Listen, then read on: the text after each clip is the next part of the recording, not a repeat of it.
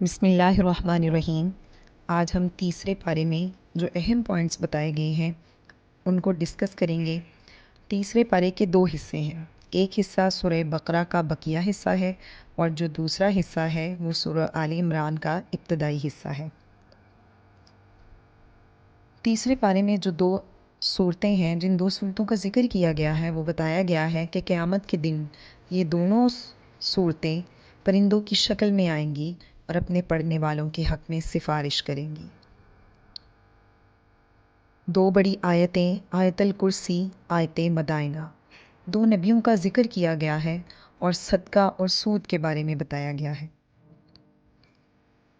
آیت الکرسی کی فضیلت اس طرح ہے کہ آیت الکرسی قرآن کی سب سے عظیم آیت ہے۔ اس میں اللہ کی بہت ساری صفات، اس میں اللہ کے 5 نام ہیں اور 26 صفات ہیں۔ رسول اللہ صلی اللہ علیہ وآلہ وسلم نے فرمایا، جو شخص ہر فرض نماز کے بعد آیت الکرسی پڑھے، اس کو موت کے علاوہ کوئی اور چیز جنت میں جانے سے نہیں روک سکتی۔ جو شخص رات کو سونے سے پہلے پڑھتا ہے، وہ رات بھر شیطان کی شر سے محفوظ رہتا ہے۔ اور اس میں اللہ تعالیٰ بتایا گیا ہے کہ اس میں اللہ تعالیٰ ایمان والوں کا حامی و مددگار ہے۔ حضرت عزیر علیہ السلام کا ذکر کیا گیا ہے، جنہیں اللہ تعالیٰ نے 100 سال تک موت دے کر پھر زندہ کیا، کیونکہ اللہ تعالیٰ کا اختیار ہر چیز پر ہے۔ اور دوسرا حضرت ابراہیم علیہ السلام کا نمرود سے مباحثہ اور احیاء موتیٰ کے مشاہدے کی دعا کے بارے میں بتایا گیا۔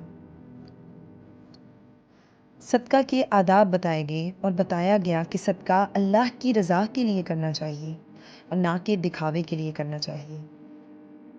صدقے سے مال بڑھتا ہے اور سود سے مال گھٹتا ہے۔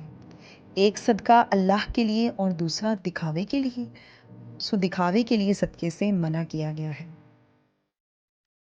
اور سورہ آل عمران کا جو ابتدائی حصہ ہے وہ سورہ بقرہ سے ہی مناسبت رکھتا ہے۔ دونوں صورتوں میں قرآن کی حقانیت اور اہل کتاب سے خطاب ہے۔ نصارہ کی طرف روئے سخن، یہود سے خطاب، اور اس میں دعا بتائی گئی ہے، ربنا لا تزغ قلوبنا بعد إذ هديتنا وهب لنا من لدنك رحمة إنك أنت الوهاب۔ اے ہمارے رب، ہمارے دلوں کو ہدایت کے بعد نہ بھٹکنے دے اور اپنی طرف سے ہمیں رحمت عطا فرما، بے شک تو ہی سب کچھ دینے والا ہے۔ رحمت کی طلب، ہدایت پر قائم رہنا، دین پر استقامت کی دعا۔ اس میں نبی صلی اللہ علیہ وآلہ وسلم کی اطاعت، اتباع کا فائدہ، اللہ کی محبت کا ملنا، گناہوں کی بخشش کا ذریعہ۔ جنت والوں کی صفات بتائی گئی ہیں، جس میں صبر کرنے والے، سچے راست باز، فرما بردار، اللہ کے راستے میں خرچ کرنے والے، رات کی آخری گھڑیوں میں استغفار کرنے والے، ان کا ذکر کیا گیا ہے۔ اس میں اللہ تعالیٰ کی قدرت کے 4 قصے۔ پہلا قصہ جنگ بدر، 313 نے 1000 کو شکست دی۔ دوسرا قصہ حضرت مریم بے موسم کا پھل پایا جانا۔ تیسرا قصہ حضرت زکریا علیہ السلام کا ہے، جن کو بڑھاپے میں اللہ تعالیٰ نے اولاد کی نعمت سے نوازا۔ چوتھا قصہ حضرت عیسیٰ علیہ السلام، بغیر باپ کے پیدا ہونا، بچپن میں بولنا اور زندہ آسمان پر اٹھایا جانا۔ سورہ آل عمران کی آیات، رب ہب لی من لدنک ذریۃ طیبہ انک سمیع الدعاء، پروردگار اپنی قدرت سے مجھے نیک اولاد عطا کر، تو ہی دعا سننے والا ہے۔ اور اس دعا کو صالح اولاد کے لیے بھی پڑھا جاتا ہے۔ اس کے علاوہ اس بارے میں دین اسلام کے علاوہ کوئی اور دین قبول نہ کیا جائے گا، یہ بتایا گیا ہے، اور اس کے لیے دعا بتائی گئی ہے، اے اللہ ہمارے دلوں کو دین پہ ثابت قدم رکھ، یا مقلب القلوب ثبت قلبی علی دینک۔ عیسیٰ علیہ السلام کا آسمان پر اٹھایا جانا، حضرت عیسیٰ علیہ السلام جسم اور روح سمیت آسمان پر اٹھا لیے گئے۔ تیسرے پارے میں بتایا گیا ہے کہ کفر اختیار کرنا کل قیامت کے دن شدید حسرت کا باعث ہوگا، دنیا کی تمام نعمتیں کام نہ آئیں گی۔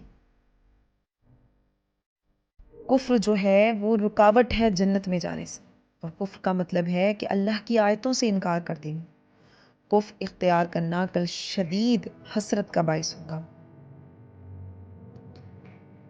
اور ان میں بتایا گیا ہے کہ مفاہمہ اور دعوت حق، وہ تیار نہ ہوئے تو پھر مفاہمہ ہوا، یعنی ایسی بات کی دعوت دی گئی جو سب کو تسلیم ہو، اور وہ ہے کلمہ لا الہ الا اللہ۔ اور بتایا گیا اہل کتاب سے مناظرہ اور مباہلہ۔ اہل کتاب سے مناظرہ ہوا، پھر مباہلہ ہوا، تم اپنے اہل و عیال کو لاؤ، میں اپنے اہل و عیال کو لاتا ہوں، پھر مل کر خشوع و خضوع سے اللہ سے دعا مانگتے ہیں۔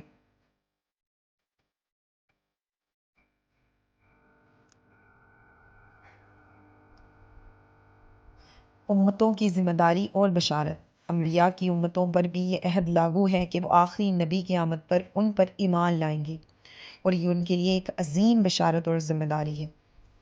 انبیاء سابقین سے عہد لیا گیا کہ جب آخری نبی آئے تو تم ان کی بات مانو گے، اس پر ایمان لاؤ گے، اور اگر تمہارے بعد آئے تو تمہاری امتیں اس پر ایمان لائیں۔ جزاک اللہ خیرا کثیر۔